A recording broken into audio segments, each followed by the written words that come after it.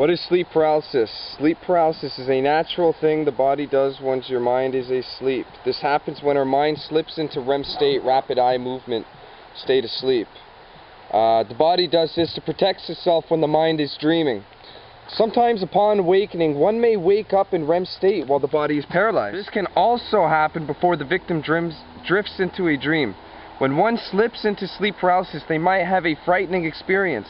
Auditory and visual hallucinations may occur because the brain releases a natural chemical in the brain called DMT, which has been known to cause out-of-body experiences. Dimethyltryptamine. Things one may experience during sleep paralysis: hear voices, hear footsteps, hear music, hear their name being called, presence in the room, see shadows, feel electric shocks, hear very intense and loud vibrational sounds, hear ringing, feel pressure on their chest, rare but loss of breath, and if that happens you should go to the doctor because you might have sleep apnea. Sometimes feel an entity physically touch them and hurt them, whispers, see light entities, even hallucinate alien abduction scenarios. Now, to someone who is ignorant to the knowledge of sleep paralysis, then this experience would be very horrifying, and the victim will be led to think that they just experienced a spiritual, demonic, or an alien attack, when in reality they are just visual and auditory hallucinations powered by imagination, ignorance, and fear. The victim creates their own experience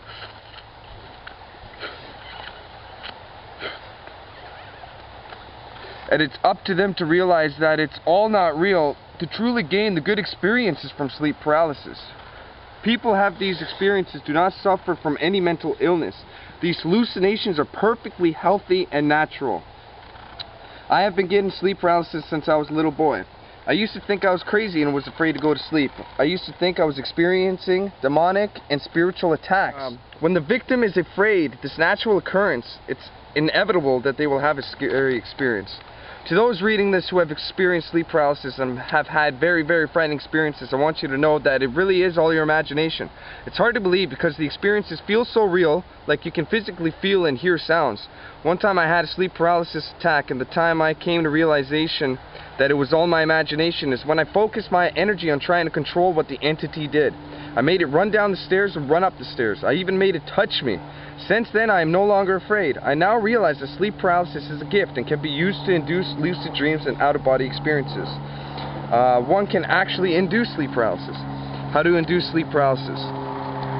Get up pretty early in the morning. Have an active day. If unemployed, find something active to do. Go to bed around 9 p.m. Sleep until 10 p.m. Get up and stay up for an hour, so around 11 o'clock, go back to bed, but this time lay down and keep your mind awake, but without thought.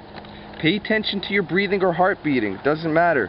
Our bodies naturally go into paralysis every night. Our body is alive. It digests your food without thought.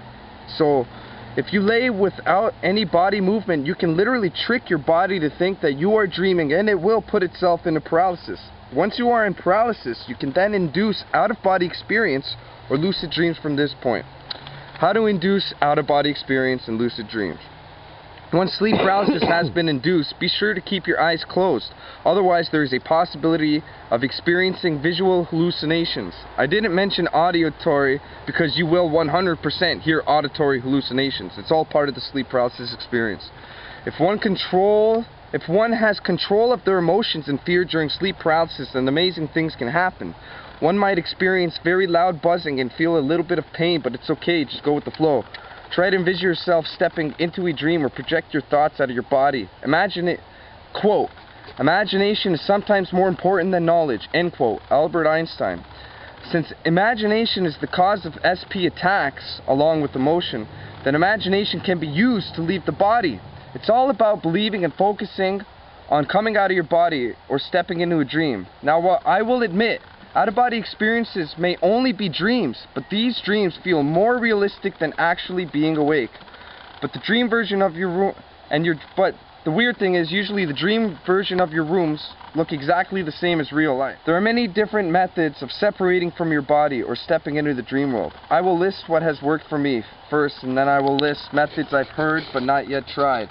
Before you project, you have to be totally focused, and your emotions should not consist of any fear. Only confidence. And you have to feel that narcotic feeling you feel when you're very comfortable in bed. Sometimes you will start to feel very dizzy as buzzing gets louder. This is the best time to focus all your energy into imagining and believing that you will be in another place by the time this experience is done. Picture yourself stretching to the roof. You'd be surprised what can happen. So pretty much, to shorten it up, is visualization and thought projection. Another method I've heard that works is start rotating your eyes in a 360-degree fashion.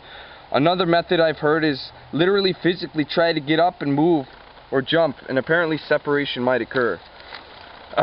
What does a lucid dream or out-of-body experience feel like? It's the best feeling in the world. Words cannot specifically describe it. There are different levels of lucidity.